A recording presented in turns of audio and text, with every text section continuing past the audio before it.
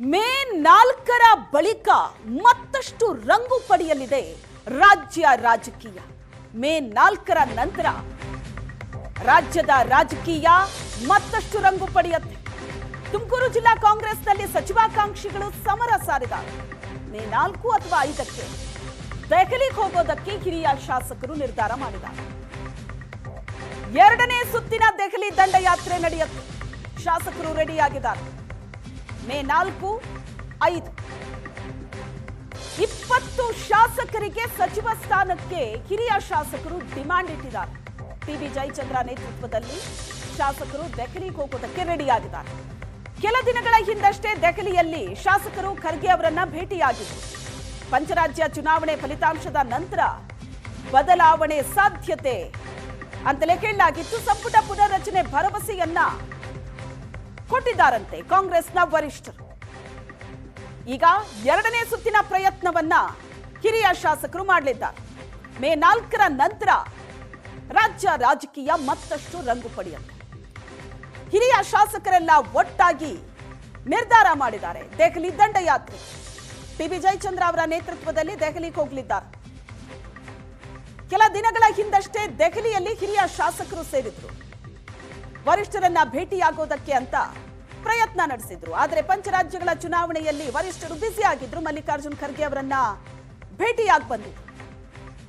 ಭರವಸೆ ಕೊಟ್ಟಿದ್ದಾರಂತೆ ಸಂಪುಟ ಪುನರ್ರಚನೆ ಆಗುತ್ತೆ ಅಂತ. ಈಗ ಮತ್ತೊಂದು ಸುತ್ತಿನ ಪ್ರಯತ್ನ ಆರಂಭ ಆಗೋದಕ್ಕೆ ವೇದಿಕೆ ರೆಡಿ ಆಗಿದೆ. ನೋಡಿ, ಅದು ಏನೇ ಆದರೂ ಕೂಡ, ಏನೇ ಆಗಬೇಕಾದ್ರೂ ಕೂಡ 4 ಗೋಡೆ ಮಧ್ಯದಲ್ಲಿರ್ತಕ್ಕಂಥದ್ದು. ಅದು between chief minister, deputy chief minister, Rahul Gandhi and Mallikarjun Kharge ಬಿಟ್ಟರೆ ಬೇರೆ ಏನಿಲ್ಲ.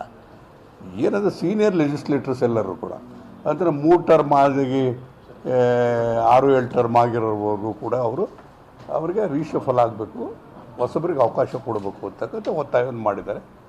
ಅದನ್ನು ಸಹಾನುಭೂತಿಯಿಂದ ಕೇಳಿದ್ದಾರೆ, ಒಪ್ಪಿದ್ದಾರೆ ಅಂತ ಅಂದ್ಕೊಂಡಿದ್ದೀವಿ ನಾವು.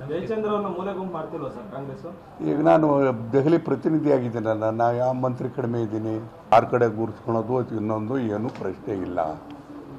I am a Congress man. ಇದೆಲ್ಲದೂ ಕೂಡ ಪಕ್ಷದಲ್ಲಿ ಆಂತರಿಕವಾಗಿರತಕ್ಕಂಥ ವಿಚಾರ. ರಾಜಕೀಯವಾದಂಥ ಲೆಕ್ಕಾಚಾರಗಳು ಇರ್ತದೆ. ಬರ್ತಕ್ಕಂಥ ಚುನಾವಣೆಗಳನ್ನು ಯಾವ ರೀತಿಯಾದಂಥ ಕಾರ್ಯತಂತ್ರಗಳನ್ನ ಮಾಡಬೇಕು ಅಂತಕ್ಕಂಥದ್ದು ಅದು ವರಿಷ್ಠರಿಗೆ ಬಿಟ್ಟಿರ್ತಕ್ಕಂಥದ್ದು. ಅದು ಸ್ಥಳೀಯವಾಗಿರ್ತಕ್ಕಂಥ ಮಾಹಿತಿಯನ್ನು ಆಧರಿಸಿ ತೀರ್ಮಾನ ಮಾಡ್ತಾರೆ. ದೆಹಲಿಗೆ ಹೋಗಿದ್ದು ಮುಖ್ಯ ಕಾರಣ ಮಹಿಳಾ ಬಿಲ್ ಅದನ್ನು ಮಂಡನೆ ಮಾಡಿದ್ರು. ನಾವು ಮಹಿಳಾ ಬಿಲ್ ಪರವಾಗಿ ಹೋಗಿದ್ವಿ. ಅದೇನಾಯಿತು, ಇಂಟರ್ನಲ್ ರಿಸರ್ವೇಷನ್ ಬಂದಿದ್ದರಿಂದ ಮಹಿಳಾ ಬಿಲ್ ನಿಂತೋಯ್ತು. ನಾವು ಆ ಉದ್ದೇಶಕ್ಕೆ ಡೆಲ್ಲಿಗೆ ಹೋಗಿದ್ದೇವೆ ಅಷ್ಟೇ, ಬೇರೆ ಇನ್ನೇನಿಲ್ಲ.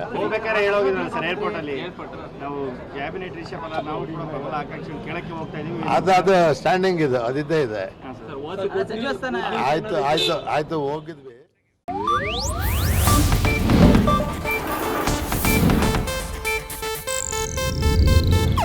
ಇದು ಏಷ್ಯಾನೆಟ್ ನ್ಯೂಸ್ ನೆಟ್ವರ್ಕ್ ಪ್ರಸ್ತುತಿ.